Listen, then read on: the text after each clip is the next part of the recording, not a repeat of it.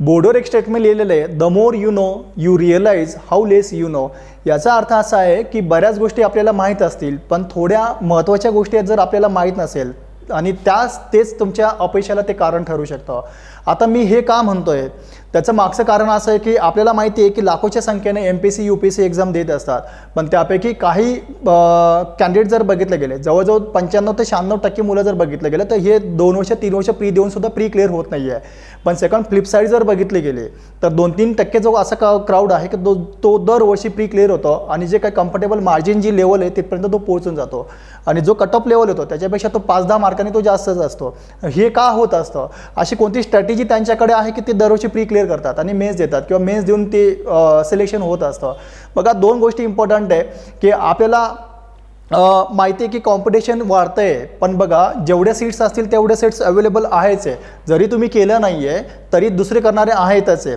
आणि second thing असं आहे का हे 30 एप्रिलची जी पूर्वपरीक्षा आहे ती जर तुम्ही व्यवस्थित त्याच्यासाठी जर नियोजन नाही केलं, त्याची जर स्ट्रॅटेजी तुम्ही जर व्यवस्थित केली नाही आहे आणि ती जर आणि ह्या वर्षीच्या प्रीमध्ये जर तुम्ही क्लिअर नाही झालात तर पुन्हा तुम्हाला 2 वर्षाची वाट बघावं लागणार आहे. मी मागे एकदा व्हिडिओमध्ये सांगितलं होतं, विशेष सायकलचा जो काही ट्रॅप आहे त्याच्यामध्ये जर तुम्ही अडकायचं नसेल, म्हणजे तुम्हाला जर कधी या लूप मधून जर कधी एस्केप व्हायचं जर असेल तर आता हे जे काही 50, 60, 70 दिवस आहेत त्याचं व्यवस्थित नियोजन करा. आणि कसं नियोजन करायचं आहे, मागे मी काही व्हिडिओ टाकलेलेच आहेत, प्रत्येक सब्जेक्ट वाईज स्ट्रॅटेजी आपण घेऊन येतोय. आता ही स्ट्रॅटेजी जरा वेगळी असणार आहे, ही ओव्हरऑल स्ट्रॅटेजी आहे. ती काय स्ट्रॅटेजी ही बघा, जेणेकरून तुम्हाला जी प्री आहे ती प्री क्लिअर होऊ शकते आणि जो काय तुमचा मिनिमम कट ऑफ लेवल आहे तिथपर्यंत तुम्ही जाऊ शकतात. बघा, आता हे का मी सांगतोय तर त्याच्यासाठीचं बघा काय इम्पॉर्टंट फॅक्टर आहे, ज्याला आपण म्हणतो की कोणत्या एक्झामिनेशनचा हर्ट अँड सोल ज्याला आपण म्हणतो, ते म्हणजे काय, मागील वर्षाच्या प्रश्नपत्रिका. मित्रांनो, आयोगाने आपल्याला सांगत असते अप्रत्यक्षरित्या काय सांगत असते, हा सिलेबस घ्या आणि हे मागील वर्षाच्या प्रश्नपत्रिका पण आमच्या उपलब्ध आहे वेबसाईटवर, तुम्ही त्याच्या पद्धतीने विश्लेषण करा आणि तयारी करून या आणि आमची परीक्षा तुम्ही द्या. आता हे आपल्याला माहीत असून सुद्धा आपण बऱ्याचदा ते इग्नोर करतो आणि इग्नोर करत असल्यामुळे आपल्याला माहिती की ते एक लेवल कळत नाही आहे आणि अननेसेसरी गोष्टी, अनवॉन्टेड गोष्टी ज्या आहेत ना आपण ते बरंच करतो आणि त्याचा इम्पॅक्ट तुम्हाला माहिती आहे, रिपरकशन्स आणि अनएक्सपेक्टेड जे इफेक्ट्स आहेत ते भरपूर असतात, ते म्हणजे फेल्युअर होत असतो. आणि ह्या ट्रॅप सायकलमध्ये आपण अडकत चालतो, प्री क्लिअर होत नाहीत, आपण अटेम्प्ट देत असतो आणि तुम्हाला माहिती आहे जेवढे तुमचे अटेम्प्ट वाढतील आणि प्रत्येक अटेम्प्टच्या मागे तुमच्या मागे मेंटल प्रेशर वाढत असतो. आलं लक्षात? फिजिकल एक्सरसाइज वाया जात असते, एफर्ट्स वाया जात असतात. आलं लक्षात? त्याच्यामुळे तुम्ही कमीत कमी अटेम्प्टमध्ये 1 किंवा 2 अटेम्प्टमध्ये जर प्री क्लिअर करायची असेल तर लक्षात घ्या, ही स्ट्रॅटेजी तुम्ही समजून घ्या, ही गोष्ट तुम्ही समजून घेणं गरजेचं आहे. तर काय स्ट्रॅटेजी आहे, तर दर वर्षीच्या ज्या प्रश्नपत्रिका आहेत, साधारणपणे 5 वर्षाच्या प्रश्नपत्रिका, 6 वर्षाच्या प्रश्नपत्रिकांचं आपल्याला विश्लेषण करायचं आहे. आता बऱ्याचदा तुम्हाला सांगितलं गेलं असेल की प्रश्नपत्रिकांचं विश्लेषण करा, प्रश्नांचं स्वरूप समजून घ्या, पण ॲक्च्युअल कसं करायचं आहे त्याच्यासाठीची हे युजफुल एक तुमच्याकडे ट्रिक्स आहे. तसा काय करायचं बघा, डेली PYQची ही सिरीज असणार आहे आणि या सिरीजमध्ये तुम्हाला डेली जवळ बघितलं गेलं तर 10 प्रश्नांचं तुम्हाला ॲनालिसिस करायचं आहे आणि विथ नोट्स काढायचे आहेत. आलं लक्षात? विथ एक्सप्लेनेशन नोट्स असेल, कशा नोट्स काढायच्या आहेत आणि कसं प्रश्नपत्रिकांचं विश्लेषण करायचं मी तुम्हाला प्रत्यक्षरित्या सांगणारच आहे. शेवटपर्यंत फक्त व्हिडिओ बघा. ओके, आता 5 सब्जेक्ट आहे, 50 डेज आपल्याला काम करायचं आहे. 50 डे बघा, हे 50 डे तुमच्यासाठी इम्पॉर्टंट आहे का पुढील 2 वर्षाची वाट बघायची हे तुम्हीच ठरवा आता.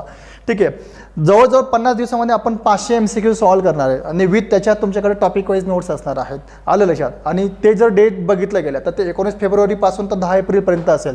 कसं करायचं, काय करायचं मी तुम्हाला सांगणारच आहे. बघा कसं करायचं, काय करायचं. आता काय करायचं हे पहिले आपण ठरवून घेऊयात. उद्यापासून 19 फेब्रुवारीची तारीख आपण कन्सिडर करतोय. यामध्ये बघा प्रत्येक दिवसाला, एका दिवसाला 10 प्रश्न टाकण्यात येतील आणि ते कुठे टाकण्यात येतील, आपलं टेलिग्राम चॅनल जे आहे खाली जे काही हे दिलं गेलेलं ना त्याच्यामध्ये डिस्क्रिप्शनमध्ये टेलिग्राम चॅनलची लिंक दिलेली आहे, तुम्ही ती ओपन करा आणि दर दिवशी, म्हणजे आजपासून ती सुरुवात झालेलीच आहे खरं, 7 वाजता, संध्याकाळच्या 7 वाजताला तुम्हाला ते 10 प्रश्न टाकले जातील आणि त्याच्यामध्ये ना एक नोट्स टाकली जाईल. आलं लक्षात? ते नोट्स तुम्ही बघू शकतात कशा पद्धतीनं असेल. ठीक आहे, 10 प्रश्नांच्या नंतर तुम्हाला काय वाचायचं आहे हे सुद्धा तुमच्यासमोर टाकलं जाईल आणि कोणत्या नोट्स काढायच्या आहेत हे सुद्धा तुम्हाला सांगितलं जाईल. तसं आता बघा काय करायचं याच्यामध्ये मी सांगितलं आहे की एका दिवसाला 10 प्रश्न. ठीक आहे, 10 दिवसाला 100 प्रश्न होतील आणि 50 दिवसाला 500 MCQ होतील. असे टोटल 500 MCQ आपल्याला 50 दिवसामध्ये करायचे आहेत आणि विथ त्याच्या नोट्स करायच्या आहेत. आता हे काय इम्पॉर्टंट आहे, मी तुम्हाला बोललो आहे की कोणत्याही एक्झामिनेशनचं हर्ट अँड सोल हे मागील प्रश्नपत्रिका असतात आणि का असतात त्याच्याशिवाय आपल्याला पुढचं डायरेक्शन कळत नाही आहे. कोणत्या लेवलला प्रश्न विचारले जाणार आहेत ते कळत नाही आहे आणि कोणते इम्पॉर्टंट आणि मोस्ट एक्सपेक्टेड टॉपिक आहेत आणि त्या टॉपिकवर रिपीटेडली प्रश्न विचारले जातात, ही लेवल समजून घेण्यासाठी आपल्याला ही टास्क करायचं आहे. आणि मी तुम्हाला गॅरंटी देतो का जो काही मिनिमम कट ऑफ लेवल आहे त्या, आणि हे काम कशावरचं आहे, हे फक्त स्टॅटिक पोर्शनवरचं आहे, 5 सब्जेक्टवरचं आहेत.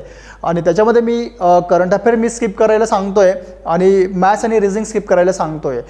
आलं लक्षात. मग उरलेले 5 सब्जेक्ट कोणते, पॉलिटी असेल, हिस्ट्री असेल, जॉग्राफी असेल, इकॉनॉमिक्स असेल आणि सायन्स असेल, या 5 विषयांच्या स्टॅटिक पोर्शनच्या नोट्स तुमच्याकडे रेडी असतील आणि जे शेवटच्या एक्झामच्या शेवटच्या 10-5-10 दिवसामध्ये तुम्हाला एक रिवाईज करण्यासाठीचं एक तुमच्याकडे बेटर ॲसेट असणार आहेत या स्मॉल नोट्स. का आपल्याला माहिती आहे की ह्युमन मेंटॅलिटी काय आहे, जाड बुक जर एकदा वाचून झालं ना ते पुन्हा रिव्हिजन घेण्यासाठी आपण घेत नाही आहे. पण एक शॉर्ट नोट जर असतील ना तर त्या आपण इझिली लगेच जास्त कमी वेळेमध्ये जास्तीत जास्त पॉईंट आणि इम्पॉर्टंट पॉईंट जे आहेत ना ते आपण कव्हर करू शकतो. हे तुम्ही करून बघा, तुम्हाला डिफरन्स जाणवेल तसं 15-20 दिवसामध्ये.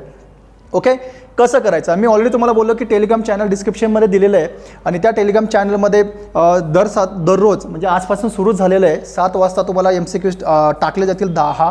कसं करायचं आहे बघा, सोमवार असेल, सोमवार ते मंगळवार, ठीक आहे, सोमवार, मंगळवार, बुधवार, गुरुवार, ठीक आहे, शुक्रवार आणि शनिवार. पहिल्या दिवशी पॉलिटी असेल, दुसऱ्या दिवशी जॉग्राफी असेल, तिसऱ्या दिवशी इकॉनॉमिक्स असेल, ठीक आहे, चौथ्या दिवशी हिस्ट्री असेल, ठीक आहे, त्याच्यानंतर सायन्स असेल, ठीक आहे.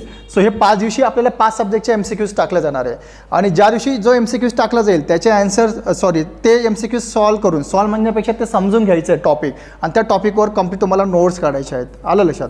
सो आता कसं करायचं आहे ते प्रॉपर अंडरस्टँडिंग तुम्ही करून घ्या. समजा आता आपल्याला माहिती आहे की 10 प्रश्न, आता मी आजच्या टेलिग्राम चॅनलमध्ये 10 प्रश्न टाकलेले बघा.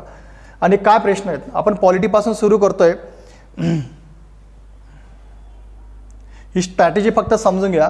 आता पॉलिटीमध्ये बघा, राज्य लोकसेवा आयोगाच्या बाबतीमध्ये प्रश्न विचारला गेलेला आहे आणि कोणती विधाने बरोबर नाही आहे. पहिल्या याच्यामध्ये कलम दिलेली आहे, दुसऱ्या याच्यामध्ये कार्य विचारलेले आहे विधानामध्ये, तिसऱ्या याच्यामध्ये जे काही प्रशासकीय लोक आहेत ना त्यांच्या नेमणुका कशा केल्या जातात आणि पुढे दिलं गेलेलं आहे त्यांचे अध्यक्ष आणि सदस्यांची नेमणूक कशी केली जाते. मग आपल्याला बघा प्रत्येक प्रश्नांचा टॉपिक म्हणजे आता आपल्याला पहिले टॉपिक कळलं आहे काय, राज्य लोकसेवा आयोग आणि त्यांच्यावर हे पॉईंट्स इम्पॉर्टंट आहे बघा, असा प्रश्न विचारला जातो. ठीक आहे. त्याच्यानंतरचा सेकंड प्रश्न जर बघितला गेला तर तो कसा आहे बघा.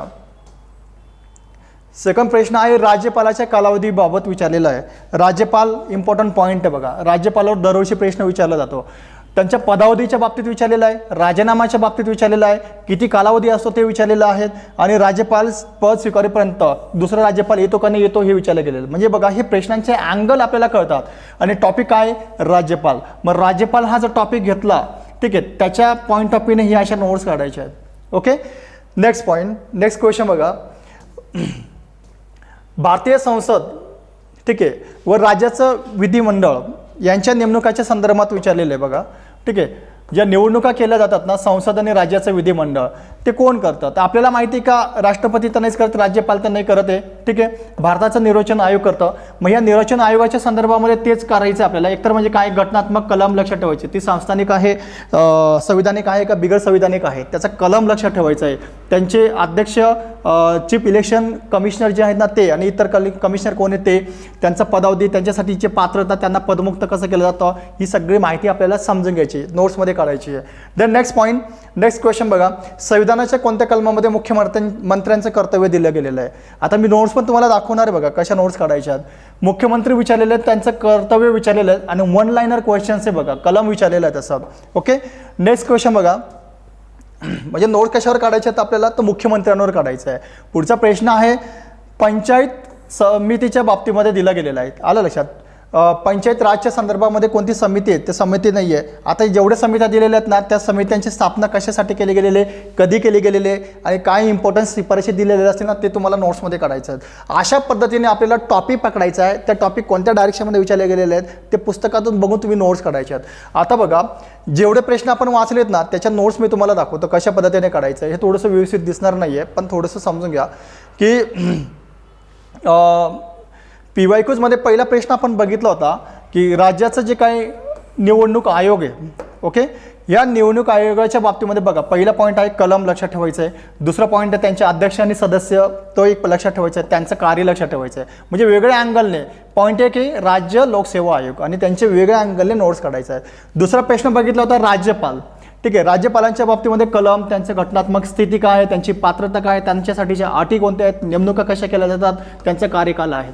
मित्रांनो, राज्यपालावर नेक्स्ट टायमाला जर प्रश्न आला तर तुम्हाला ह्या नोट्समधूनच विचारलं जाणार आहे. याच्यासाठी मी म्हणतोय की पहिले टॉपिक आणि त्याच्या आजूबाजूच्या अँगलने पॉईंट्स तुम्ही काढून घ्या, नोट्स काढून घ्या. तसं सेम मुख्यमंत्री असेल तर त्यांच्या संदर्भात कलम आहे, घटनात्मक स्थिती कशी आहे, पात्रता काय, अटी काय, नेमणुका काय, पदमुक्त कसं केलं जातं, अविश्वास ठराव जो मांडला जातो तो आहे, राज्यपालाशी संबंध कसे असतात, एवढ्या अँगलने तुम्हाला नोट्स काढायचे मुख्यमंत्रीवर.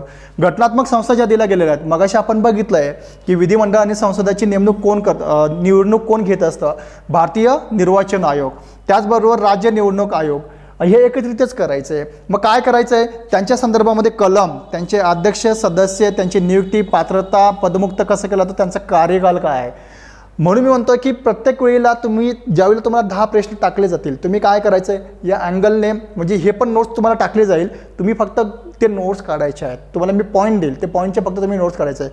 तुम्हाला मी सांगतोय 50 दिवसामध्ये तुम्हाला जेवढे इम्पॉर्टंट स्टॅटिक पोर्शन आहेत त्याच्या नोट्स तुमच्याकडे एक तयार असतील आणि ह्या एक ज्याला आपण कम्पॅक्ट फॉर्ममध्ये स्मॉल नोट ज्यावेळेला तुमच्याकडे रेडी असतील, हाच तुमच्यासाठीचा ॲटलिस्ट स्टॅटिक पोर्शन जो आहे ज्याच्यावर 60-70 प्रश्न विचारले जातात त्याच्यापर्यंत तुम्हाला एक म्हणजे कटअप लेवलपर्यंत आणि तुमचे प्री क्रॅक होण्यासाठीचं हेच पॉईंट तुमच्यासाठी हेल्पफुल ठरणार आहेत. मी तुम्हाला बदल तुम्हाला जाणवेल 15 दिवसानंतर, 20 दिवसानंतरचा. तुम्ही स्ट्रॅटेजी करून बघा, डेफिनेटली तुम्हाला प्री क्लिअर होण्यास हेल्प होईल तसं. Okay, thank you so much. Telegram channel तुम्ही जाऊ शकता, त्याच्यामध्ये आजच मी टाकलेलं आहे तसं. ठीक आहे, मागच्या प्रश्नपत्रकांचं 2022च्या प्रश्नपत्रकांचं 10 प्रश्न टाकलेले पॉलिटीचे, त्याच्याखाली मी नोट्स पण टाकलेले आहेत, पॉईंट दिलेले आहेत. त्या पॉईंटप्रमाणे तुम्ही फक्त नोट्स काढा. ओके, आणि त्या रिवाईज करा आणि त्या शेवटी पण तुम्हाला कामात येतील. बाकी हे मी तुम्हाला ऑलरेडी बोललेलं आहे की हे फक्त 1 तास काम करायचं आहे. मग कसं करायचं आहे बघा, प्रश्न कसा सॉल्व्ह करायचा आणि किती वेळ द्यायचा आहे. बरं, राईट, तुम्हाला एक शंका आलेलेच असणार आहेत. तर काय करायचं आहे, हार्डली आपल्याला जर बघितलं गेलं यामध्ये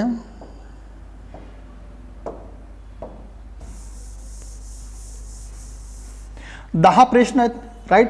मग 10 प्रश्न सॉल्व्ह करण्यासाठी आपल्याला माहिती आहे की कंबाईनचे 100 प्रश्न आणि 1 तास असतो.